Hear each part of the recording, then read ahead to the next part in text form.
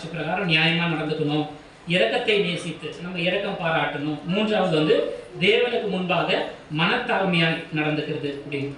சில எனக்கு தெரிந்த காரியங்கள்லாம் மனத்தாழ்மை அப்படின்னா நல்ல பெரிய செல்வந்தராக இருப்பாங்க, பெரிய செல்வந்தர், நல்ல பயங்கர வசதியாக இருக்கும், நல்லா அந்த காரை விட்டு இறங்கினாங்கன்னா அந்த டோர் திறக்கவே முடியாது, நல்லா அந்த அளவுக்கு இடிச்சுட்டு இறங்குவாங்க. ஆனால் இறங்கி என்ன பண்ணுவாங்க, அந்த கோயிலெலாம் போய் முன்னாடிட்டாங்கன்னா அப்படியே கீழே விழுந்து என்ன பண்ணுவாங்க, உருளுவாங்க, தரையிலும் பார்க்க மாட்டாங்க.